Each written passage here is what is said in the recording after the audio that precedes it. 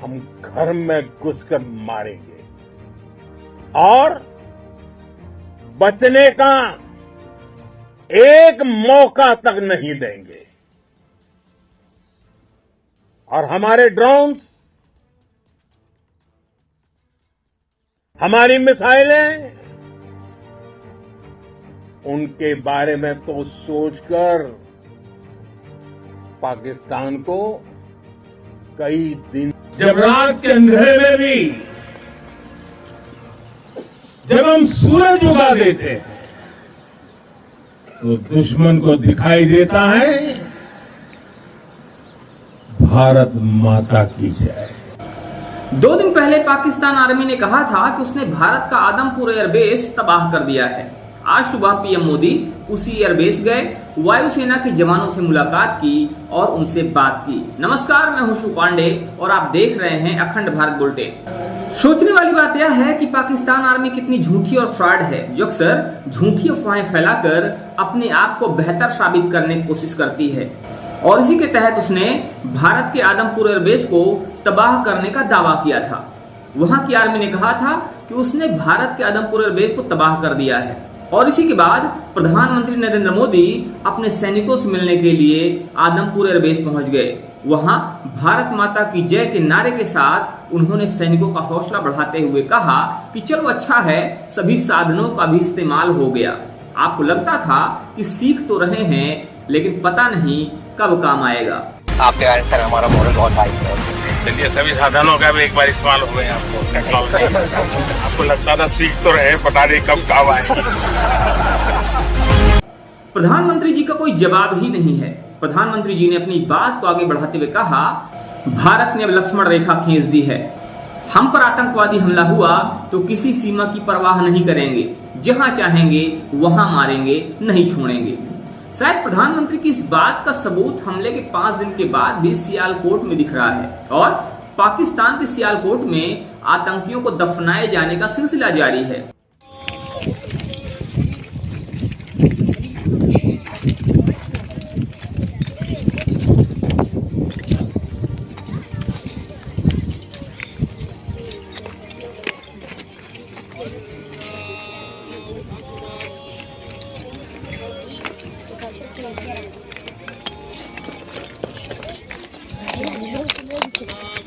Come on.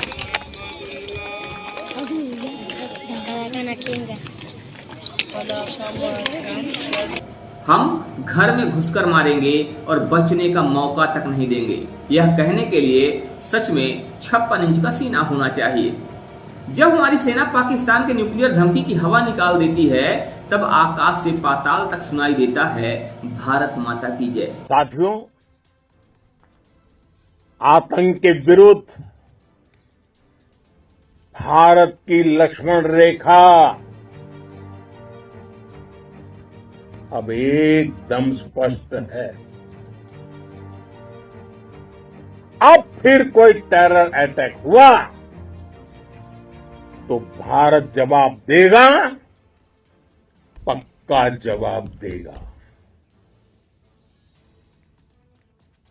ये हमने surgical strike के समय देखा है, एयर स्ट्राइक के समय देखा है, और अब तो ऑपरेशन सिंदूर भारत का न्यू नॉर्मल है।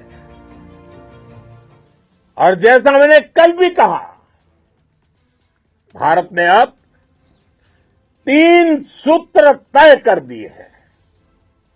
पहला, भारत पर आतंकी हमला हुआ, हम अपने तरीके से, अपनी शर्तों पर, अपने समय पर जवाब देंगे। दूसरा, कोई भी न्यूक्लियर ब्लैकमेल भारत नहीं सहेगा। तीसरा, हम आतंक की सरपरस्त सरकार और आतंक के आकाओं को अलग अलग नहीं देखेंगे। दुनिया भी भारत के इस नए रूप को, इस नई व्यवस्था को समझते हुए ही आगे बढ़ रही है।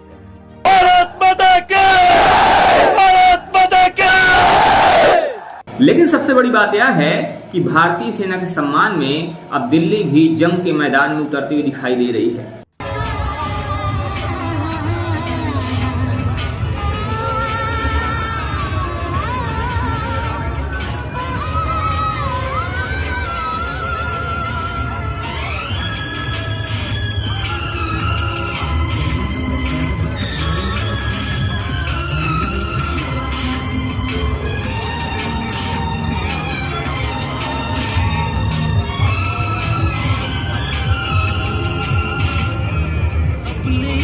लहराते तिरंगे बता रहे हैं कि हिंद की सेनाओं की ताकत अपराजेय है। भारत माता की जय के जय घोष जता रहे हैं कि सेना के साथ सिटीजन भी कंधे से कंधा मिलाकर चलने के लिए तैयार है। लेकिन पाकिस्तान है कि इतना मार खाने के बाद भी अपनी जीत का जश्न मना रहा है।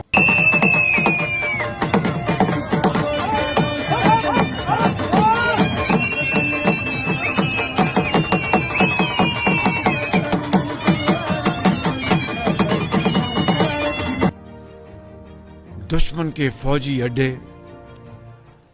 असलहे के अंबार और एयर बेसेस देखते ही देखते सब खंडरात बन गए। उनके राफेल हमारे शाहीनों के निशाने पर आए और अल्लाह के फजल से फेल हो गए। विदेश मंत्रालय के प्रवक्ता रणधीर जायसवाल ने पाकिस्तान पर निशाना साधते हुए कहा कि जीत का दावा करना पाकिस्तान की पुरानी फितरत है। Clear answer, claiming victory is an old habit. 1975 की बात यही थी, 71 की बात यही रही, 1999 करगिल वॉर में भी यही राग आलापा। तो पाकिस्तान का तो पुराना ये उनका ढोल बजाने का है, जो रवैया है, आलापने का रवैया है, ढोल बहुत पुराना है। परस्त हो जाओ लेकिन ढोल बजाओ। 1975 की बात यही थी, 71 की बात यही रही और 1999 में कारगिल में भी यही हाल रहा। पाकिस्तान का तो पुराना ढोल बजाने का रवैया है, परास्त हो जाओ लेकिन ढोल बजाते रहो। खैर, पाकिस्तान की हरकतों को लेकर आपका क्या कहना है, आप हमें जरूर बताइएगा।